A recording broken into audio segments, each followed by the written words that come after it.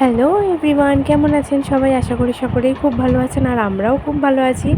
তো আজ হচ্ছে শুভ রথযাত্রা। তো সকল বড়দেরকে জানাই আমার প্রণাম আর বাচ্চাদের জানাই আমার শুভেচ্ছা। তো দেখতেই পাচ্ছেন এখানে রথ সাজানো হচ্ছে। তো এটা হচ্ছে আমাদের শিব মন্দিরের রথ। তো আপনারা তো এর আগের ব্লগে দেখেইছেন যে আমাদের শিব মন্দির বাড়ির সামনে, একদম খুবই সামনে একটি শিব মন্দির আছে। তো আপনাদের রথটাও তখন দেখিয়েছিলাম। তো আজ হলো সেই পূর্ণ রথযাত্রা নয়, মানে রথযাত্রা, শুভ রথযাত্রা আর কি। তো এই শুভ দিনে আমি এসেছি রথ সাজাতে। তো বলে রাখি, বৌমণি আসতে পারেনি, কারণ আপনারা সকলেই জানেন বৌমণির একটা পুচকু আছে। তো তাকে বাড়িতে রেখে এই এতটা সময় রথে সাজানোর পিছনে দেওয়াটা বৌমণির পক্ষে পসিবল হয়ে ওঠেনি। তো এখানে বৌমণিকে সেই জন্য আপনারা দেখতে পাননি। আমি এখানে এসেছিলাম, শুধু ছিলাম। আর ইনি হচ্ছেন আমার আর একজন কাকিমা, তিনি মন্দিরেই আর কি থাকেন, সমস্ত কাজকর্ম করেন মন্দিরের। তো দেখতে থাকুন আমাদের রথ সাজানো পরের পার্টে। এটা শুধু সাজানোটা একটা পার্টে আপনাদের দেখানোর চেষ্টা করছি, কেন কি সাজিয়ে তারপরে আমরা রেডি হয়ে রথ পুরোটা নিয়ে বেরোনো, পুরোটা করতে গেলে অনেকটা বড় হয়ে যাবে। তো আমি একটা পার্টে করে আপনাদের দেখানোর চেষ্টা করছি আর কি। তো এটা যাচ্ছে প্রথম পার্টটা, যেখানে দেখুন আমরা সবাই মিলে রথ সাজাচ্ছি। এখনও কিন্তু মোটেই কমপ্লিট নয়, প্রচুর বাকি, জাস্ট সবে আমরা শুরু করেছি। তো দেখতে থাকুন, আশা করি সকলেরই খুব ভালো লাগবে। আর আপনারাও সবাই খুব ভালো করে রথযাত্রা পালন করুন, সবাই খুব মজা করে রথের দিনটা আনন্দ করে কাটান। আর বাচ্চারা সবাই রথ নিয়ে বেরোবে, এটা খুব মানে ছোটোবেলার একটা মানে মিস করি এখন বড় হয়ে, সেই ছোটোবেলায় রথ টানা, হ্যাঁ, বাবা মায়ের সাথে বেরিয়ে সবাই জগন্নাথ দেখতো, বাতাসা দিতাম, মানে একটা আলাদাই আর কি ছিল ছোটোবেলার স্মৃতিগুলো। যাকে সেসব তো আর ফিরে পাওয়া যাবে না, সেটা বলে লাভ নেই। এখন বড় হয়ে আরও একটা আনন্দ, ওই দেখুন আমরা এখানে পাগলাপোনা শুরু করেছি ঠাকুরের জন্য মালা, ওইগুলো সাজানোর জন্য। তো আমরা দুজন পরে একটু নাচানাচি করলাম, যাকে এই ছোটো ছোটো জিনিসগুলো একটু আনন্দ দেয়। রথ সাজাতে সাজাতে একটুখানি এরকম যদি পাগলাপোনা না করি, তাহলে ঠিক সাজানো ব্যাপারটা জমে না। হ্যাঁ, তো যেটা বলছিলাম, তো সেই ছোটোবেলার দিনগুলো তো আর ফিরে পাওয়া যাবে না। তো এখন বড় হয়েছি, সংসার হয়েছে, তো সেই সব কিছু সামলিয়ে ঠাকুরের রথ সাজাতে এটা একটা আরও এক ধরনের আলাদা মজা। ছোটোবেলার মজাটা তো আলাদা। ওই দেখুন আমি কিন্তু টুলে উঠে গেছি, রথ সাজানোর প্রস্তুতি একদম চূড়ান্ত। তো আপনারা দেখতে থাকুন সাজানোটা পুরোটা। কেমন লাগলো অবশ্যই কমেন্টে জানাবেন, দেখতে থাকুন।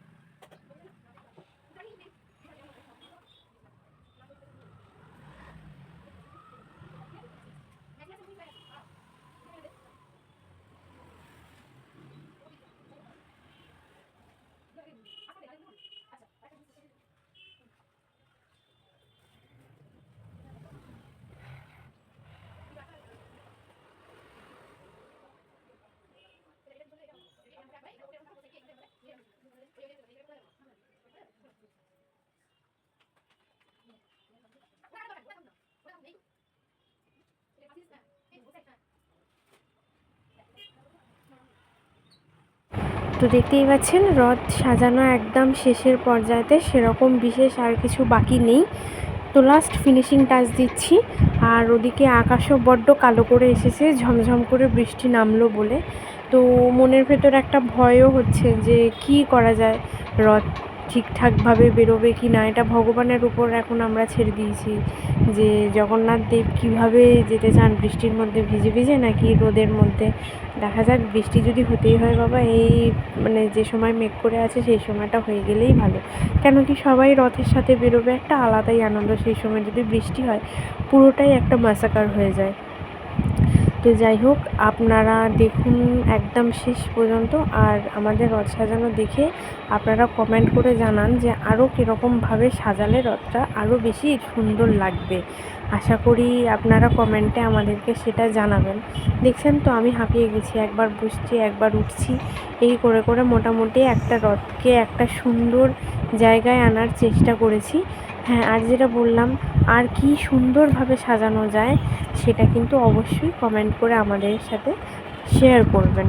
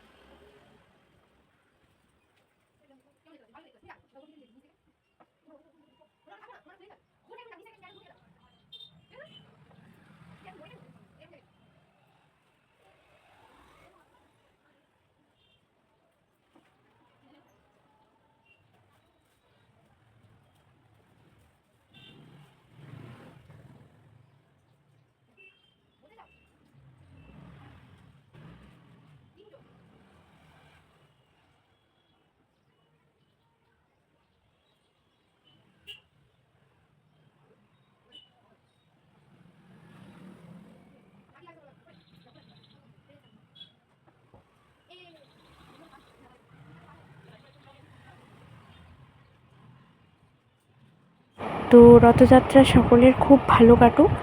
এখন এই পর্যন্তই। পরের পার্টে আসছি রথ রেডি করে, আমরাও রেডি করে রথ বার করে রথ ঘোরানোর মুহূর্তটা। টাটা।